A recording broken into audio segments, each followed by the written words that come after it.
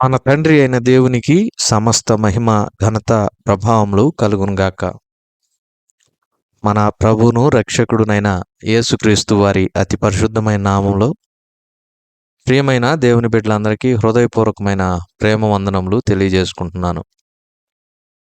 దేవుని పరిశుద్ధ గ్రంథంలో నుండి లేవియా కాండము 6వ అధ్యాయం 19 నుంచి 30వ వచనం వరకున్న వాక్య భాగాన్ని మనము ధ్యానం చేద్దాం. 19 నుంచి 23వ వచనం వరకున్న వాక్య భాగాన్ని చదువుకుందాం. మరియు యెహోవా మోషేకు ఇలాగు సెలవిచ్చెను. అహరోనుకు అభిషేకము చేసిన దినమున అతడును అతని సంతతి వారును అర్పింపవలసిన అర్పణమేదనగా ఉదయమున సగము, సాయంకాలమున సగము, నిత్యమైన నైవేద్యముగా తూమెడు గోధుమ పిండిలో 10వ వంతు. పెనము మీద నూనెతో దానిని కాల్చవలెను. దానిని కాల్చిన తరువాత దానిని తేవలెను. కాల్చిన నైవేద్య భాగములను యెహోవాకు ఇంపైన సువాసనగా అర్పింపవలెను. అతని సంతతి వారిలో అతనికి మారుగా అభిషేకము పొందిన యాజకుడు అలాగుననే అర్పింపవలెను. అది యెహోవా నియమించిన నిత్యమైన కట్టడ. అదంతయు దహింపవలెను. యాజకుడు చేయు ప్రతి నైవేద్యము నిశ్శేషముగా ప్రేల్చబడవలెను. దాని తినవలదు. దేవుడు ఈ కొద్ది మాటలను మన కొరకు దీవించునుగాక. ప్రభునందు ప్రియమైన సహోదర సహోదరులారా, లేవియా కాండము 6వ అధ్యాయం 19 నుంచి 30 వచనాలను మనం 2 భాగాలుగా విభజిస్తాం. 19 నుంచి 23 వచనాల వాక్య భాగంలో యాజకుడు అభిషేకము నొందినటువంటి దినాన ఏ విధమైనటువంటి అర్పణ అర్పించాలి అనే విషయాన్ని గురించి 19 నుంచి 23 వచనాల వాక్య భాగం చెబుతూ ఉంది. ఆ తర్వాత 24 నుంచి 30 వచనం వరకున్న వాక్య భాగమును మనం చదివినప్పుడు పాప పరిహారార్థ బలిని గూర్చినటువంటి కట్టడను మనం చూడగలం. కాబట్టి దేవుని యొక్క వాక్యము సెలవిస్తున్న ప్రకారము పాప పరిహారార్థ బలిని గూర్చినటువంటి కట్టడ, అదేవిధంగా యాజకుడు అభిషేకం పొందినటువంటి దినాన పాటించాల్సినటువంటి కట్టడ, ఈ విషయాలను గురించి మనం ఈ రోజున ధ్యానం చేద్దాం. ప్రభునందు ప్రియమైన సహోదర సహోదరులారా, 19 నుంచి 23 వచనాల వాక్య భాగంలో యాజకుడైన అహరోను అభిషేకము పొందినటువంటి దినాన దేవునికి అర్పణ అర్పించాలి. ఇది దేనికి సాదృశ్యంగా ఉందంటే, ప్రభువైన యేసుక్రీస్తు వారి యొక్క రక్తంలో కడగబడి పాపక్షమాపణ, మారుమనస్సు, బాప్తిస్మము అనుభవం పొంది సంఘములో చేర్చబడినటువంటి విశ్వాసి ఏం చేస్తాడంటే, దేవునిని ఆరాధించిన తరువాత కానుకలను అర్పిస్తాడు. కానుకలు 2 రకాలు. లోక సంబంధమైన కానుక ఒకటి. ఇది సేవ కొరకు, సువార్త పని కొరకు, సేవకుల పోషణ కొరకు, సంఘ పోషణ కొరకు. ఈ లోకంలో ధనం అవసరం కాబట్టి దేవుడు మనలను వర్ధిల్లింపజేసిన కొలది దేవుని యొక్క సన్నిధిలో మనం కానుకలను అర్పిస్తాం.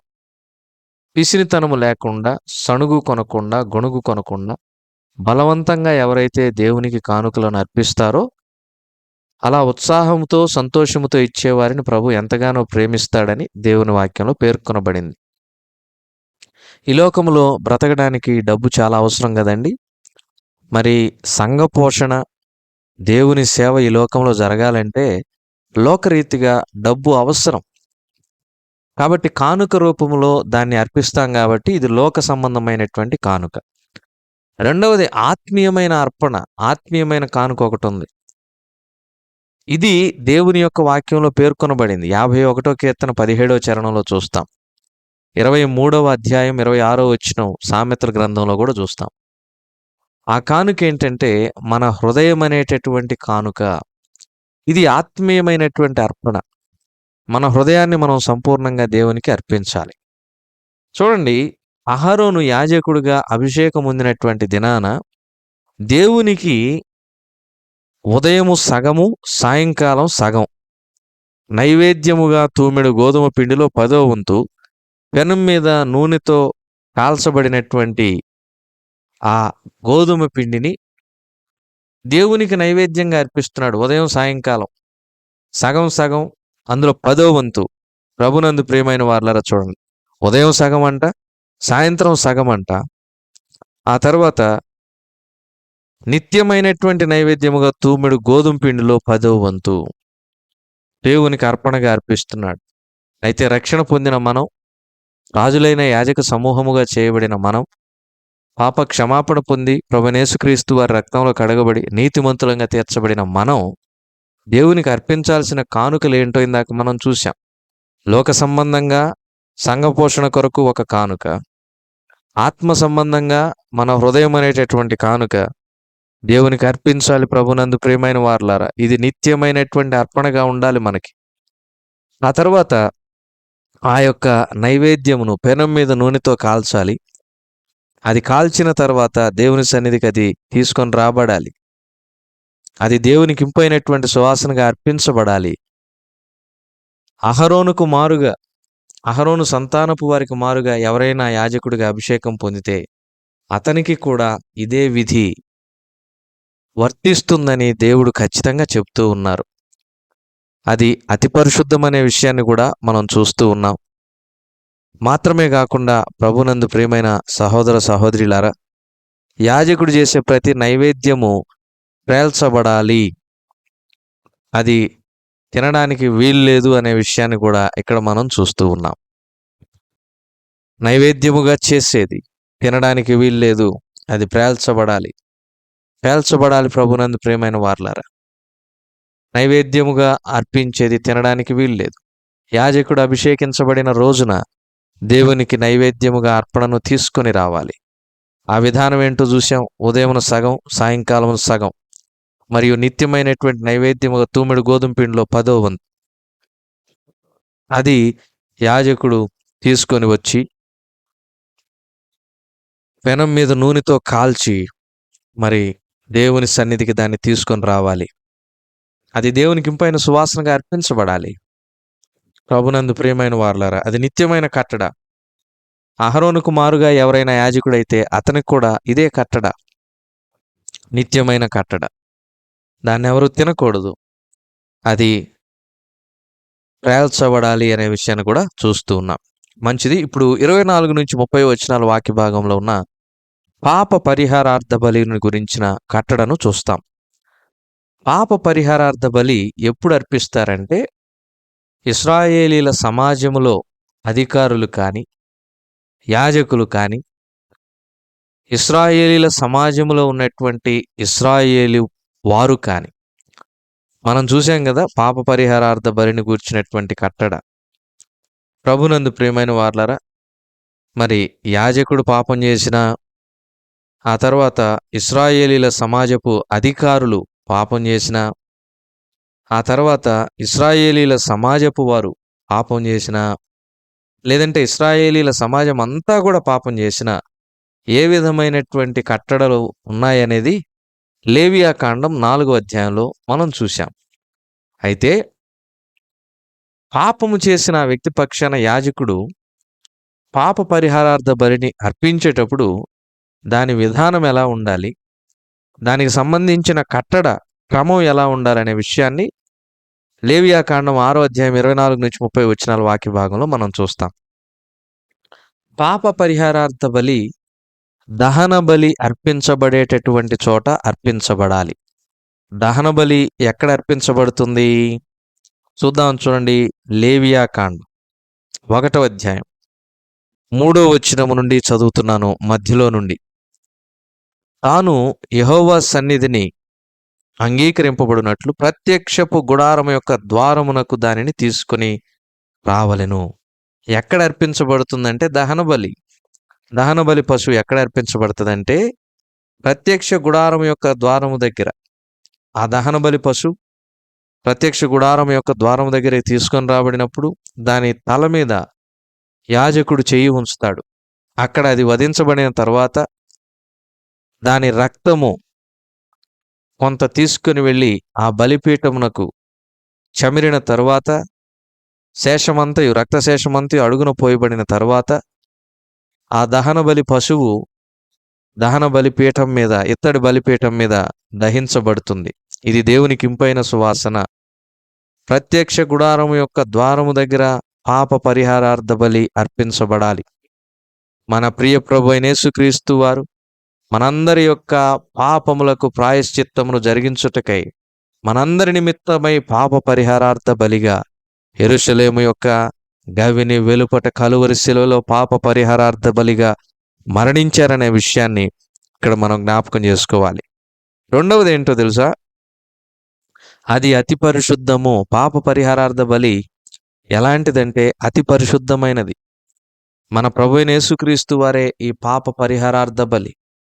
ఆయన కూడా హెబ్రీ 7:26 ప్రకారం పవిత్రుడు, నిర్దోషి, నిష్కల్మషుడు, పాపులలో చేరక ప్రత్యేకముగా ఉన్నవాడు అనే మాటను మనం చూడగలం. ఆయన పవిత్రుడు, నిర్దోషి, నిష్కల్మషుడు, పాపుల్లో చేరక ప్రత్యేకముగా ఉన్నవాడు. ఆయన మాటలో పాపము లేదు, క్రియల్లో పాపము లేదు, జన్మములో పాపము లేదు.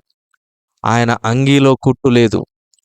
ప్రభునందు ప్రియమైన వారలారా, పాప పరిహారార్థ బలి అతి పరిశుద్ధమైనదిగా ఉన్నట్లుగా మన ప్రభువైన యేసుక్రీస్తు వారు అత్యంత పరిశుద్ధుడుగా ఉన్నాడనే విషయాన్ని ఇక్కడ మనం జ్ఞాపకం పెట్టుకోవాలి. ఆ తర్వాత మనం చూచినప్పుడు ఈ పాప పరిహారార్థ బలిగా అర్పించబడినటువంటి దానిలో యాజకుడు తీసుకొని తినవచ్చు. లేవియా కాండం 6:26. పాప పరిహారార్థ బలిగా దానిని అర్పించిన యాజకుడు దానిని తినవలెను. పరిశుద్ధ స్థలమందు అనగా ప్రత్యక్ష గుడారము యొక్క ఆవరణములో దానిని తినవలెను. మన కొరకై పాప పరిహారార్థ బలిగా అర్పించబడిన మన ప్రభువైన యేసుక్రీస్తు వారి యొక్క శరీరములోను రక్తములోను రాజులైన యాజక సమూహముగా చేయబడిన మనము పాలు పంపులు పొందుతూ ఉన్నామంటే దేవుని యొక్క మహాకృప ఎంత గొప్పదో చూడండి. ప్రత్యక్ష గుడారం యొక్క దినాల్లో అయితే పాప పరిహారార్థ బలిని తినడానికి అహరోను అతని సంతానపు వారికి మాత్రమే అర్హత ఉంది, ఇంకెవరికి లేదు అర్హత. మరి ప్రభువైన యేసుక్రీస్తు వారి యొక్క కృప మహదైశ్వర్యమును బట్టి ఆయన కలువరి శిలువలో మరణించుట ద్వారా మనందరికీ గొప్ప విడుదల విమోచన కలుగజేశాడు. మన కొరకై ఆయన పాప పరిహారార్థ బలిగా మరణించాడు. మన కొరకై ఆయన తన శరీరమును పాప పరిహారార్థ బలిగా అర్పించాడు. రక్తమంతయు కూడా కార్చాడు. పాప పరిహారార్థ బలి పశు ఎలా వధించబడుతుందో, రక్తశేషమంతయు ఇత్తడి బలిపీఠం అడుగున పోయబడుతుందో, దహన బలిగా అది ఎలా బలిపీఠం మీద అర్పించబడుతుందో అదంతా మనం చూశాం కదా. ఈ క్రమంలో ఆ పాప పరిహారార్థ బలిపశు యొక్క రక్తం పరిశుద్ధ స్థలంలోనికి యాజకుడు తీసుకుని వెళతాడు. అడ్డు తెర ఎదుట 7 మార్లు ప్రోక్షిస్తాడు. ప్రభునందు ప్రియమైన వారలారా, సువర్ణ ధూప వేదిక పైన ఆ రక్తము కొంత చెమిరిన తరువాతనే బలిపీఠం అడుగున పోసి ఆ పాప పరిహారార్థ బలి పశువును బలిగా అర్పిస్తాడు. ఇలాగే మన ప్రభువైన యేసుక్రీస్తు వారు మన పాపముల కొరకై కలువరి శిలువలో మరణించాడు. ఆయన మరణించుట ద్వారా గొప్ప విడుదల విమోచన మనకు లభించి నేడు మనం రాజులైన యాజక సమూహముగా చేయబడ్డాం. ఆ యాజకులమైనటువంటి మనము ఆయన పరిశుద్ధమైనటువంటి శరీరము, ఆయన పరిశుద్ధమైనటువంటి రక్తమై ఉన్న దేవుని యొక్క బల్లలో మనము పాలు పంపులు పొంది దానిని పుచ్చుకొని తినగలుగుతూ ఉన్నాము. ఆయన రక్తమును త్రాగగలుగుతూ ఉన్నాం.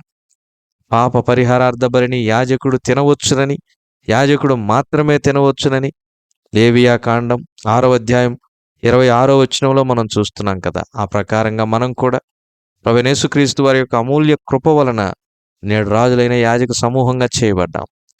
మన పాప పరిహారార్థ బలిగా అర్పించబడిన ప్రభువైన యేసుక్రీస్తు వారి యొక్క శరీరమును తిని రక్తమును త్రాగువాడే నిత్య జీవము కలిగిన వాడని, అంత్య దినమున దేవుడు వానిని లేపుతాడని ప్రభువైన యేసుక్రీస్తు వారు ఎప్పుడో పలికారు కదా ఈ భూమి మీద ఉన్నప్పుడే. కాబట్టి ప్రభునందు ప్రియమైన వారలారా, యోహాను సువార్త 6వ అధ్యాయంలో ప్రభువైన యేసుక్రీస్తు వారు పలికినటువంటి ఆ శ్రేష్టమైన మాట, యోహాను సువార్త 6వ అధ్యాయము 44వ వచనంలో చదివితే, నన్ను పంపిన తండ్రి వారిని ఆకర్షించితేనే గాని ఎవరునూ నా యొద్దకు రాలేడు, అంత్యదినమున నేను వానిని లేపుదును. 6:51 పరలోకము నుండి దిగి వచ్చిన జీవాహారము నేనే. 6:35 చదివితే జీవాహారము నేనే. ప్రభునందు ప్రియమైన వారలారా, ఆయన శరీరమును తిని ఆయన రక్తమును త్రాగువాడే నిత్య జీవము కలిగిన వాడని ప్రభు సెలవిస్తూ ఉన్నాడు.